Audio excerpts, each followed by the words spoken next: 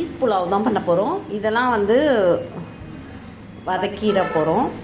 So வெங்காயம், தக்காளி, cauliflower சுத்தரில் போட்டு எடுத்து வச்சுருக்கேன், பச்சை பட்டாணி, இது தாளிக்கிறதுக்கு சோம்பு, பட்டை, கிராம்பு, ஹோல் கரம் பிரியாணி மசாலா, புதினா, ஒரு 3 பச்சை மிளகாயில் ஒரு 1.5 பச்சை மிளகாய் இங்கே வச்சுருக்கேன். ஸோ இதெல்லாம் நம்ம அப்படியே கிரைண்ட் பண்ணிட போகிறோம்.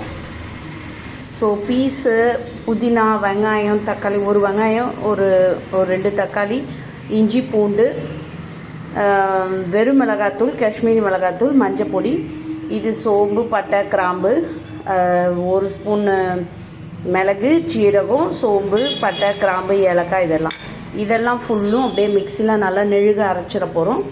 இதெல்லாம் அப்படியே தாளித்து அப்படியே எல்லா கலவையும் கொட்டி ஒரு புலாவ் சூப்பராக ஒரு 3 விசிலில் போட்டு எடுத்துடலாம்.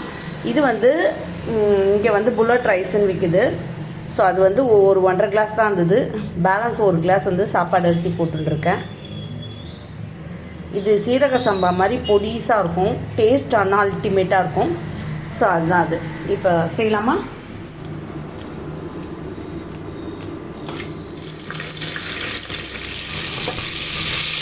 காஷ்மீரி சில்லி இந்த ஆயிலே போகிறப்ப தான் நல்ல கலர் வரும். ஆல்ரெடி அது மிக்சியில் போட்டு அரைச்சிருக்கேன்.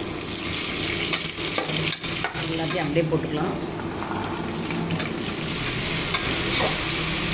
சோயா சங்க்ஸ் மீல் மேக்கரை வந்து சுடு தண்ணியில் போட்டு பிழிஞ்சிட்டு வெறும் மிளகாத்தூள் போட்டு உப்பு போட்டு பிரட்டி வச்சுருக்கேன்.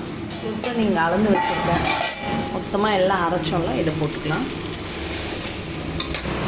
லைட்டாக வதங்குற அளவுக்கு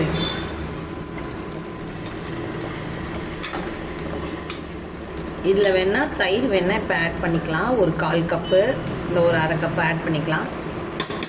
தயிர் இல்லை, தண்ணி இந்த பக்கம் காஞ்சிச்சு, இதை எடுத்து அதில் ஊற்றிக்கலாம்.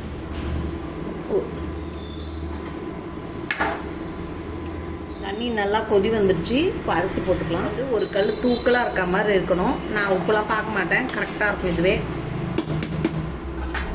இப்போ மூடிடலாம். மூடிட்டு மீடியம் ஸ்பீடில் 3 விசில் போட்டு ஆஃப் பண்ணணும், இல்லை 8 மினிட்ஸ், அவ்வளோதான். ஆவி வந்து வெயிட் போட்டு 8 மினிட்ஸு 3 விசில். இந்த பக்கம் சோயா சங்க்ஸ் ஃப்ரை பண்ணிடலாம்.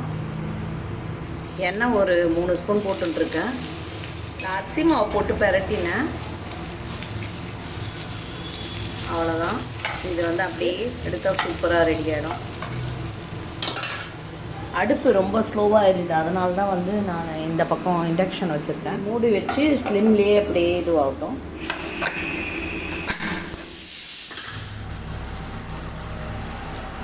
அரிசி மாவு 1 ஸ்பூன் அப்படி போட்டுக்கலாம்.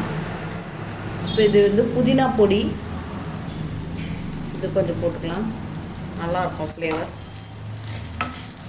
சூப்பராக கிறிஸ்பியாக ரெடி ஆகிடுச்சு. உள்ளே சாஃப்டாக மேலே கிறிஸ்பினஸும் இருக்குது.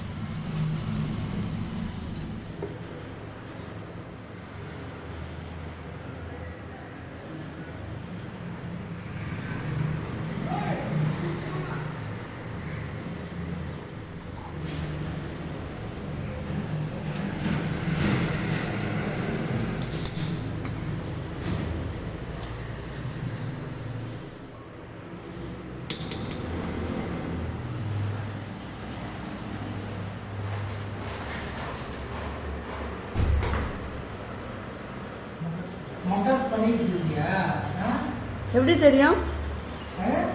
எப்படி தெரியும்? காது